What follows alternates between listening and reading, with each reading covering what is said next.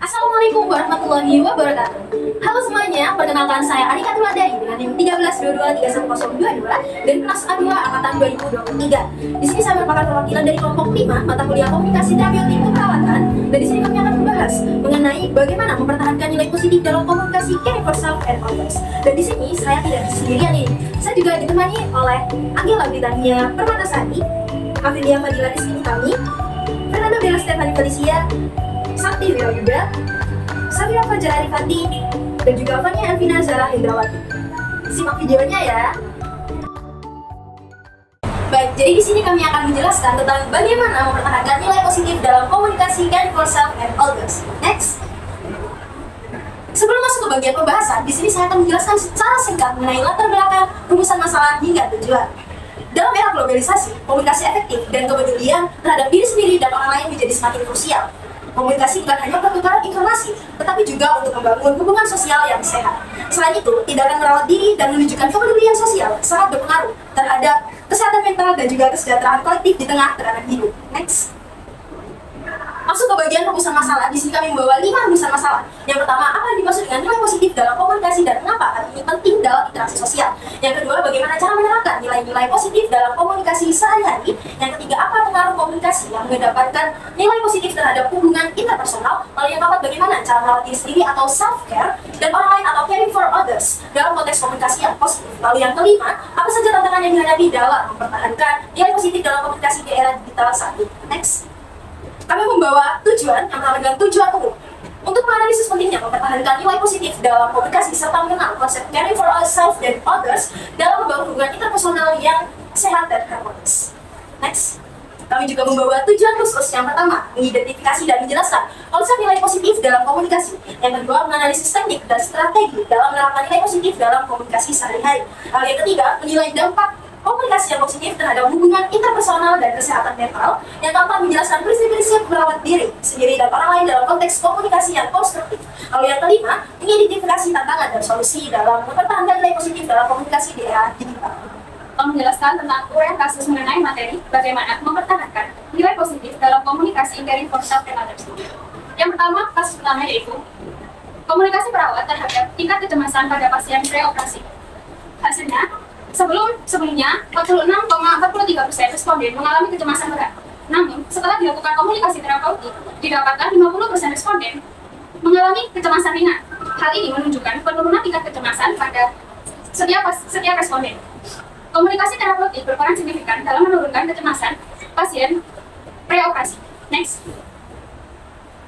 Untuk yang selanjutnya yaitu kasus yang kedua, yaitu hubungan komunikasi terapeutik perawat dengan kepuasan pasien rawat inap di ruang rawat inap RS Umum Daerah Deli Serdang.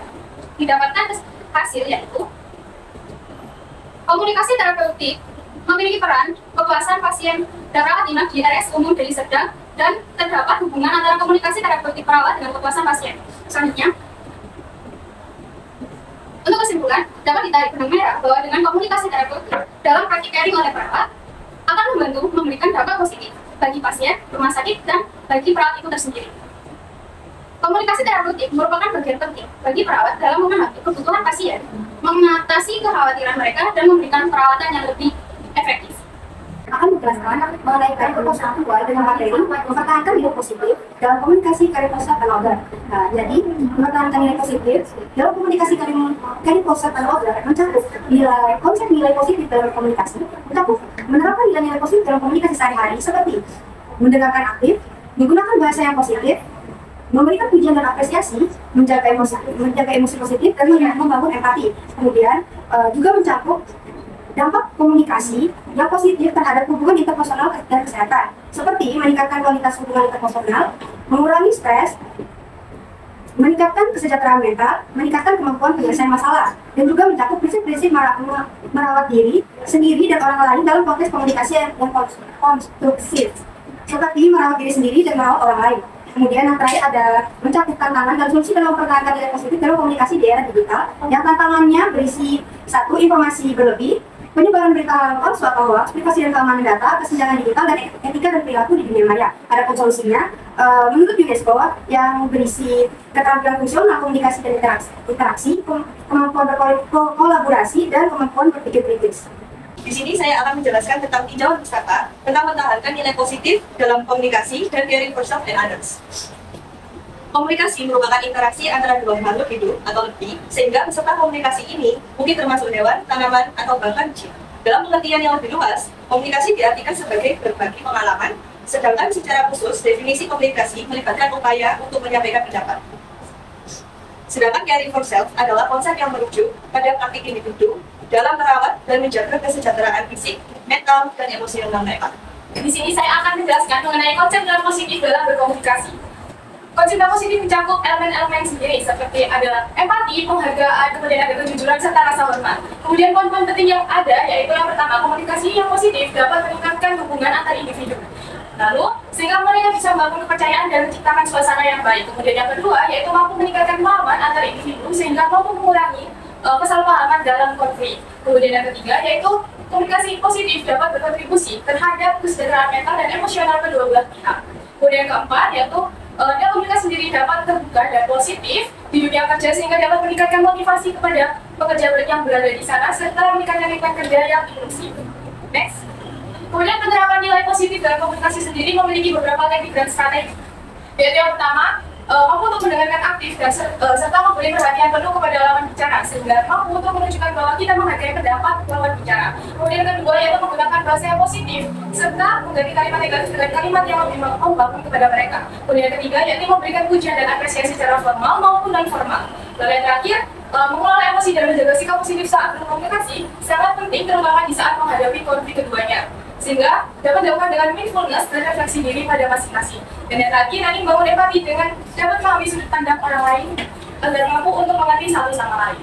Di sini saya akan membahas tentang dampak komunikasi positif bagi hubungan interpersonal dan kesehatan mental. Yang pertama yaitu ada meningkatkan kualitas hubungan interpersonal, yang dimana komunikasi yang baik dapat membangun rasa saling percaya dan memahami antar individu. Yang kedua yaitu ada mengurangi stres dan kecemasan, yang dimana komunikasi yang positif ini membantu individu untuk mengekspresikan emosi dan mengatasi masalah.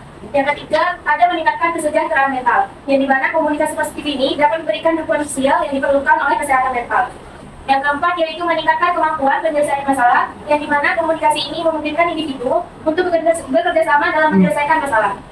Pan akan menjelaskan prinsip merawat diri sendiri dan orang lain dalam konteks yang positif. Yang pertama, merawat diri sendiri. Dalam merawat diri sendiri ada praktik mindfulness. Mengembangkan kesadaran diri dalam praktik mindfulness dapat membantu individu memahami emosi dan pikiran mereka sendiri. Selanjutnya, membangun rasa percaya diri. Membangun rasa percaya diri dapat membantu individu dalam berkomunikasi dengan lebih percaya diri. Next. Selanjutnya ada merawat orang lain. Dalam merawat orang lain ada tindakan aktif, yaitu cara penting menunjukkan empati dalam perhatian terhadap orang lain. Yang kedua ada memberikan umpan balik yang konstruktif, dapat membantu orang lain lebih berkembang. Yang ketiga menjaga komunikasi terbuka. Dari tantangan dan solusi dalam mempertahankan nilai positif dalam komunikasi daerah digital. Pertama ada tantangannya, pertama informasi berlebihan dan informasi overload. Itu informasi yang tidak akurat atau menyesatkan dapat menimbulkan melalui media sosial di era digital saat ini. Kedua, penyebaran berita hoax. Itu maraknya tersebar berita palsu, menyebabkan kerusakan pada reputasi individu atau organisasi, menimbulkan kepanikan dan pengaruh opini publik secara negatif. Yang ketiga ada privasi dan keamanan data.